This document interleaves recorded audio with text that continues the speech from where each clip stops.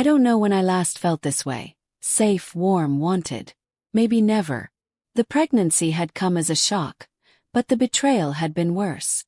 Peter's rejection, his sudden departure, had left a cavernous void in my life, one I wasn't sure I could ever fill. I had expected confusion, anger, maybe even resentment, but not complete abandonment. Not from the man who once swore he'd love me through everything. "You're pregnant?" he had asked, his face unreadable. I had nodded, bracing myself for his reaction. Peter had taken a long breath, his hands sliding over his face before resting on his hips. He stared at the floor for a long time, as if the answer to everything lay in the worn-out carpet beneath our feet. And then, just like that, he looked up at me with eyes I no longer recognized. "I can't do this, Susie." It was the last thing he said before he walked out. No discussion. No hesitation. No concern for what would happen next. At first I told myself he would come back. That he was just overwhelmed. That maybe after some time he'd knock on the door, tell me he made a mistake, tell me we could work through it. But days passed. Then weeks. The ring he left behind sat untouched on the dresser. A cold reminder of everything I had lost. I should have fallen apart. Maybe I would have if it weren't for Colin. My son had always been different. Even as a child, he carried a quiet strength, a kind of unwavering loyalty that set him apart from other kids. He had never been one for idle words, but when he spoke, he meant every syllable. So when he sat me down that evening, his hands resting firmly on the table, his eyes locked onto mine, I knew he wasn't saying things just to make me feel better. "You're not alone in this," he told me. "I'll take care of you." I let out a shaky breath, my fingers trembling against the mug I held. "Colin, You don't have to say anything." His voice was steady, calm. "I just need you to know that." And he meant it. From that moment on, he was there. At first, I tried to insist that I was fine, that I could manage on my own. But Colin wouldn't let me. He took over small things at first, bringing me tea in the morning before I even got out of bed, making sure I ate even when my appetite had disappeared. He drove me to every doctor's appointment, sitting beside me in the waiting room, his knee lightly bouncing, his fingers tapping against his thigh in a rhythm that soothed me more than I cared to admit. The first time he saw the baby on the ultrasound screen, he exhaled sharply, his hand tightening around mine. "She's real," he murmured, almost to himself. The doctor smiled. "She is." Colin turned to me then, his expression softer than I had ever seen it. "She's beautiful, Susie." And in that moment, I saw something in his eyes that made my heart stutter. Pride, love, a quiet devotion I had never expected. Maybe Peter leaving had been a blessing. Because Colin stayed. And in a way, that was all that mattered. It wasn't just the doctor's visits. It was everything. When I was too tired to cook, Colin made dinner. Simple things at first, grilled cheese, scrambled eggs, toast. But then he started trying harder, looking up recipes, testing out different meals just to see me smile. "I made pasta," he announced one evening, setting a plate in front of me. I blinked at it, then at him. "You made pasta?" He grinned, rubbing the back of his neck. "Okay, I boiled pasta and dumped sauce on it. But it's edible." I laughed, really laughed, for the first time in weeks. And then, just like that, something shifted. It wasn't obvious at first. It was in the little things. The way he watched me when he thought I wasn't looking. The way he said my name, soft and careful, like it was something precious. Colin had never called me Mom. Not since he was a toddler. It had started as a quirk when he was young. He had simply picked up on my name before the word Mom ever stuck, and somehow it just became habit. Never bothered me. In a way, it had always made us feel more like a team, like partners navigating life together. But now, every time he said my name, it sent a shiver down my spine. "Susie, you need to rest. Susie, let me help. Susie, you look beautiful today." That last one had caught me off guard. I had been standing in front of the mirror, rubbing lotion over the curve of my belly, my oversized sweater hanging loose off my frame. My skin was changing, my body stretching, and I had been feeling different. Colin had walked in, stopping in the doorway. His eyes moved over me, slow, thoughtful. And then he had said it. "You look beautiful." I had turned to him, startled, searching his face for any sign of teasing. But there was none. Just quiet certainty. A warmth had spread through me, something unfamiliar, something dangerous. 'Cause for the first time in years I felt seen. And that scared me more than anything. I tried to ignore it. The way he looked at me. The way his hand lingered when he helped me up from the couch. The way he always seemed to be close. His presence a constant force, grounding me, keeping me from falling apart. But at night, when the house was quiet, when the weight of my loneliness pressed against my ribs, I couldn't stop thinking about it. Thinking about him was wrong. Had to be. Colin was my son. But then why did it feel so different now? Why did my heart race when he touched me? Why did I feel safe in his arms in a way I never had with Peter? I told myself it was just hormones. Just the overwhelming gratitude of having someone who didn't leave. But deep down I knew it was more than that. And I didn't know what to do. Colin was always there. Every moment I felt weak, he was strong. Every time I wavered, he was steady. He had become my rock, my constant, my everything. It started with little things. The way his hands lingered when he helped me stand. The way his voice softened when he said my name. Then there were the nights when exhaustion weighed me down, and he'd gently massage my aching feet. His fingers firm yet tender. "You like that?" he murmured one evening as I melted into the couch, my swollen ankles cradled in his warm hands. I let out a slow breath, my head falling back. "God, yes." He chuckled, his fingers working into the sore muscles. "You should let me take care of you more." "You already do," I whispered, my eyes fluttering shut. I should have stopped him. Should have told him to stop looking at me that way, touching me like that. But I couldn't. Because every touch felt like comfort. Every word felt like safety. And I had spent so long being alone. Colin never looked away from me. His gaze always steady, always full of something I wasn't ready to name. One night, as I lay in bed, struggling to find a comfortable position, I felt the bed dip beside me. I turned my head, expecting to see concern on his face.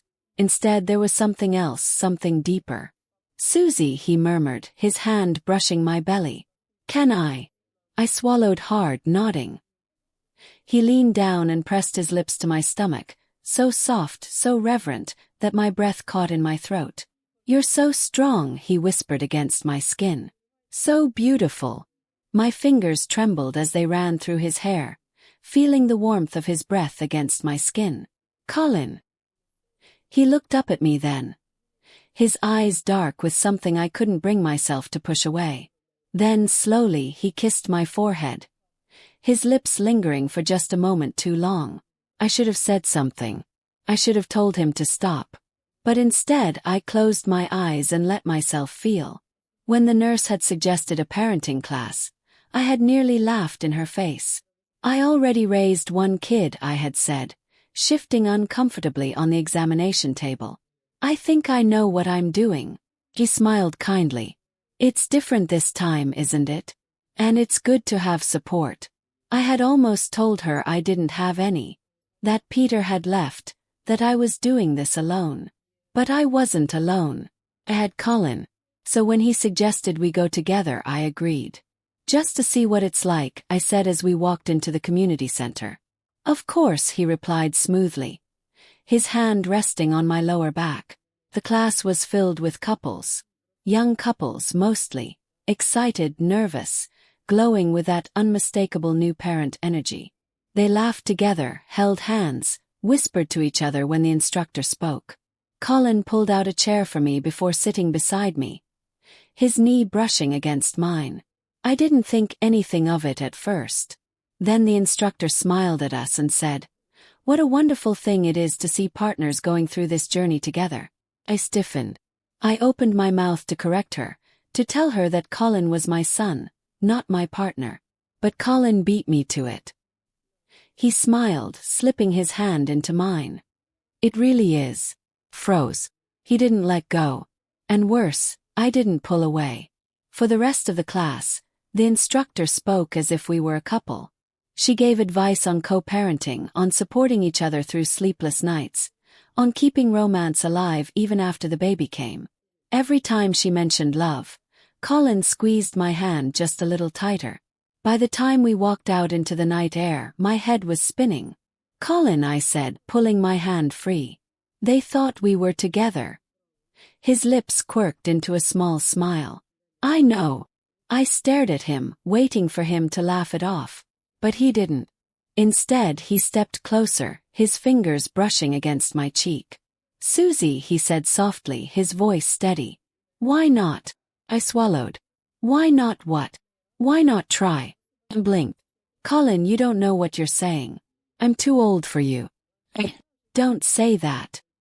His voice was firm now, his hands gripping mine. "You're not too old. You're not too anything." I shook my head, trying to step back, but he didn't let me. "Susie, listen to me." His voice was thick with emotion. "Love you. I love you, and I love this baby, and I want us to be a family." I opened my mouth, but no words came out. "I'll raise her as my daughter," he continued, his grip tightening as if he was afraid I'd disappear. "I will love you, and I will love her for the rest of my life. Let me do this. Let me take care of you."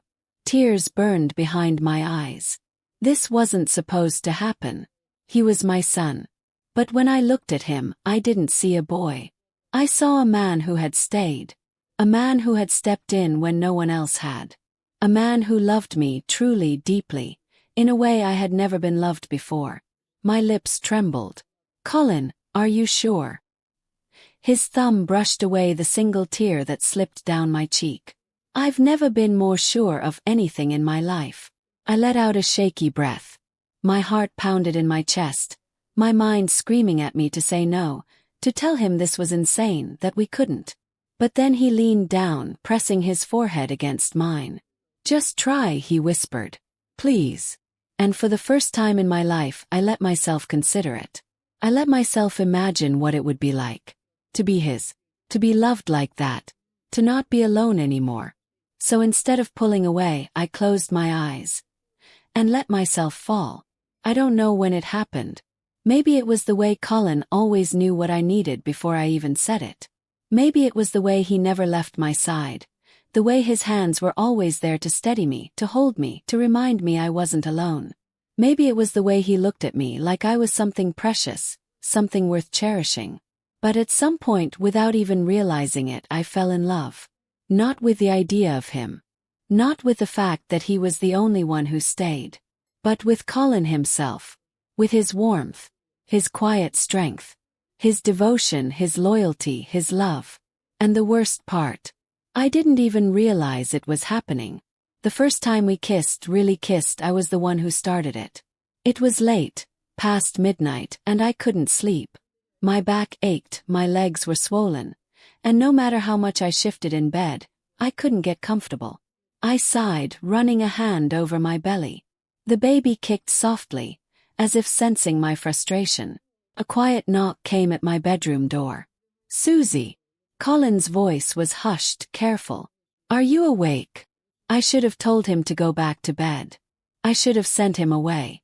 But instead I whispered, "Come in."